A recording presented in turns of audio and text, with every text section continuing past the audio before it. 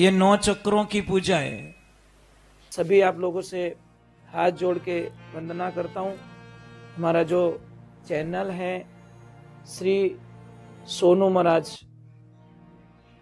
वो चैनल जरूर सब्सक्राइब करें और इन वीडियो को शेयर करते रहिए। भक्तों की, पधारे हुए सभी मेहमानों की, सभी देवियों की। अच्छा, आज बताओ कौन सी देवी की पूजा है? देवी के किस रूप की पूजा है? थोड़ा जोर से बोलो। ठीक है। अब हमारी बॉडी में उस देवी का स्थान कहाँ है, ये बताओ। हमारे शरीर में वो देवी कहाँ विराजमान है, ये बताओ।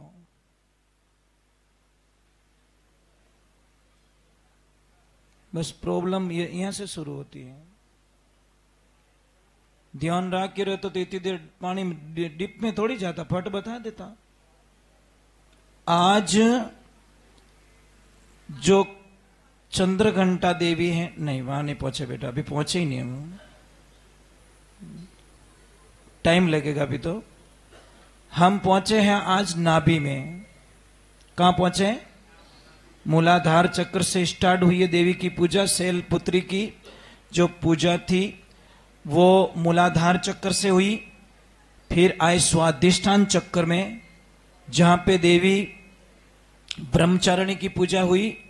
आज पूजा हो रही नाभि देश में। समझ में आ रही नहीं? यहां पहुंचे अभी। पूजा ऐसे होती है, ऐसे नहीं।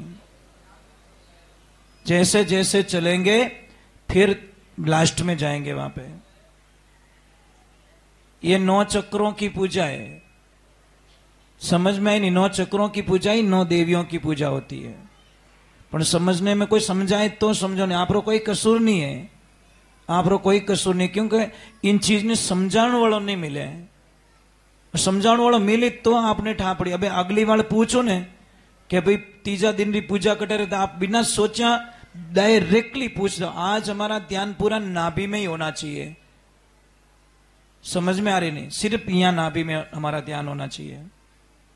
एक मेरी प्रार्थना है, किसी को कितना भी बॉडी पेन हो रहा है या सिर दर्द हो रहा है, तो आपको क्या करना है, शाम को सोते वक्त 3 बूंद सरसों का तेल नाभि में डाल दो और 15-20 मिनट सीधे सो जाओ। अगर बाई चांस इससे भी ज्यादा सिर दर्द हो रहा है तो देसी गाय माता का घी शाम को सोते वक्त दो बूंद नाक में डाल दो। आप रो तो कभी जिंदगी रे माने नहीं दुखे। और सबसे बढ़िया रामबाण इलाज है उस खराटे मास्टर का। मजाक नहीं कर रहा हूं। खराटा आएगा ही नहीं वापस, गल्ड गल्ड करे क्या होवड़ नहीं देनी। उन्हें नाक में घी नेकड़ो, वो खराटे ही नहीं आएगा उसको। नहीं तो राम होवण नहीं दे सा पाड़े को बाको फाड़ दी और पचे दोनों गेट स्टार्ट।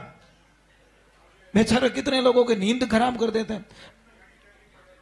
पड़ती रही सा कोई एडो मिल जाए तो चौथी सीट में तो ठापड़ जाए बटे खराटो आवे रही हो। तो देसी इलाज है, देसी गाय माता का घी 2 बूंद नाक में डाल दो, खराटा आना बंद हो जाएगा।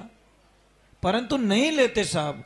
पाड़ोसी ने परेशान करना जरूरी, पाड़े हो ही जाए की करवो, पर घी नहीं डालते। बोलो, बीड़ी पी ली, गुटको खा ली, चाय पी ली, सिगरेट पी ली, अपन घी गायरो घी नाक में नहीं नेके और माथो ही तो नहीं दुखे। इनो फायदो के पर देसी गाय का घी काम करता हुआ जर्सी गाय का घी नहीं काम करेगा।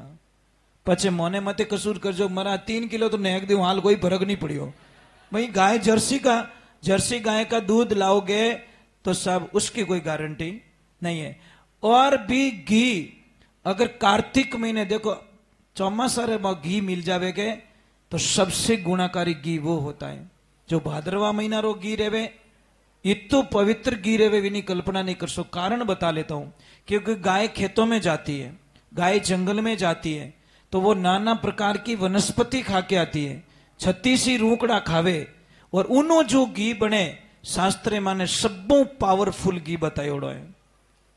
अगर किसको व्यवस्था नहीं हो रही है तो हमारे आश्रम पे मिल जाएगा साहब। हमारा कोई फीस नहीं है, किसी से हम पैसे नहीं लेते।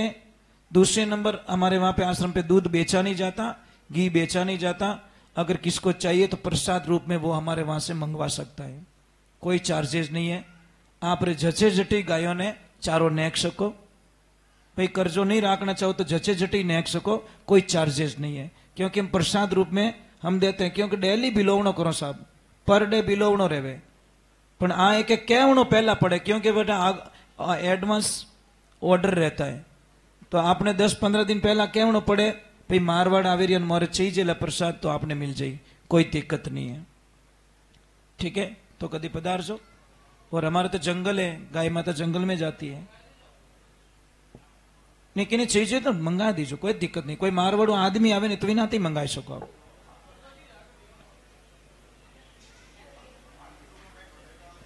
सिर दर्द में नाक में ही डालना 2-2 बूंद सिर दर्द में। और इनू भी ज्यादा किनो माँ तो दुख तो रहता, आओ मैं 2 मिनट में इलाज बता देता हूं, मेरे पास आना पड़ेगा। क्योंकि एक नाड़ी की प्रॉब्लम होती है, किसी को भी अगर प्रॉब्लम्स हो, आप मेरे को 1 मिनट हाथ बता दो, मैं बता दूंगा माँ तो दुखे कि नहीं दुखे, क्योंकि नाड़ी ज्ञान होता है उसमें। चलो एक बार जय बोलते हैं। अब मैं सबसे पहले एक बात बता रहा हूं आपको, मैं प्रार्थना कर रहा हूं, मैं चाहता हूं कि आपके हॉस्पिटल में जो पैसे जा रहे हैं वो बचे। आप क्या करो, महीने सप्ते में 3 बार अनाज चेंज करो। अनाज माता बहनों आप कर सकते हो, 2 दिन बाजरी की रोटी खिलाओ, 2 दिन जो भी है मकई की रोटी, 2 दिन गेहूं की रोटी खाओ, आधी बीमारी तो आपकी खत्म। रेगुलरली अगर गेहूं की रोटी खा रहे हो, शाम को चावल खा रहे हो, तो फिर टाइम टू टाइम आपको हॉस्पिटल जाना है। और हमारे घर में एक देवता है, कुकर देवता कैसे उसको, वो इतना बढ़िया है, डॉक्टर साहब रो सबू कमाऊ पूत, क्योंकि कुकर में दाल पकती नहीं साहब, दाल फट जाती है, ये ध्यान रखना। समझ में आ रहा कि नहीं आ रहा है? चूल्हे पे 100 डिग्री तक पानी गर्म होता है, गैस पे 1650 डिग्री गर्म होता है। अब अंदाज लगाओ, 1650 डिग्री पे कोई अनाज रखेंगे तो वो जलेगा कि नहीं जलेगा? और जो चूल्हा होता है खुला रखोगे तो उसकी ऊर्जाएं खत्म नहीं होती। अपन अपने आलस गणो कि अब बार सीटी बजाऊं तो सीटियां बाजी जी हगणो रे। भाई गैस बनेगा, गैस बनने का मीनिंग क्या है? गैस इस कारण बनता है क्योंकि वो दाल पूरी कचरा हो गई। चलो एक बार जय बोलते, बोले श्री भगवान की, बोले आई मात की।